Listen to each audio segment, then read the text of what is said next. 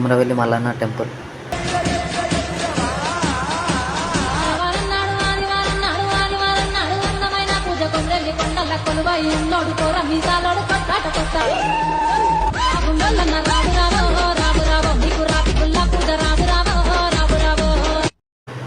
Hi అందరికీ.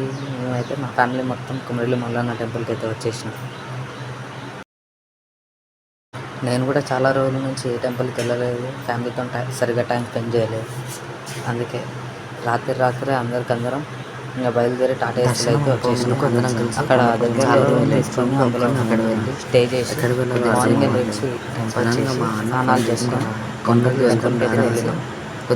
ఇంకా వచ్చేదారిలో ఇంకా కొండపోచమ్మ దగ్గరికి హైదరాబాద్ బయలుదేరి ఇంకా అక్కడ వంటలు చేసుకొని తినేసి రిటర్న్ అయితే బయలుదేరినాం. కలిసి కుమరవెల్లి మల్లన్న వెళ్ళినాం కానీ చాలా ఫన్ అయితే జరిగింది. అక్కడ కోతులు అయితే చాలా ఉన్నాయి. అట్లా కొండపోచమ్మ దగ్గరికి వెళ్ళి మెల్ల జరసేపు రిలాక్స్ అయ్యి తినేసి మళ్ళీ రిటర్న్ బయలుదేరాం.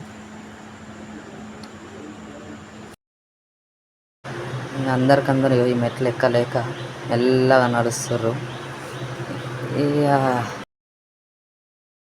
ఇక అందరికందరం అయితే ఇంకా మెట్లు ఎక్కేసి అయితే పైన ఉన్న అమ్మవారిని దర్శనం చేసుకున్నాం. నల్లపోచమ్మ టెంపుల్ అక్కడ ఒకటి ఉంది, అక్కడ దండం పెట్టేసుకొని మెల్లగా స్టార్ట్ అయితే అయినాం. వెళ్తూ ఉంటే ఇంకా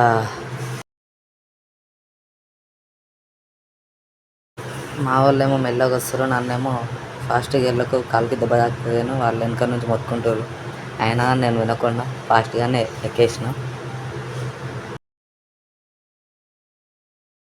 ఇక ఎక్కుతూ ఉంటే మా అన్న వాళ్ళ కొడుకేమో కోతుల్ని గెలకకరా అంటే వాటిని గెలుపుతుంది.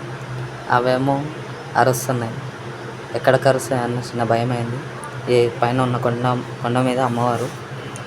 అందరం అయితే ఇక్కడ దర్శనం చేసుకొని అలా కొండ మీదకి వెళ్ళి కొద్దిసేపు టైంపాస్ చేసి ఇంకా ఫొటోస్ దిగేసి కొద్దిసేపు కూర్చొని మళ్ళీ కిందికి అయితే దిగినాం. ఇక మా వాళ్ళందరూ చూడాలి ఎలా ఉన్నారు కొండ మీద. పైకి వెళ్ళి చేస్తే మస్తు ఉంది కొండ.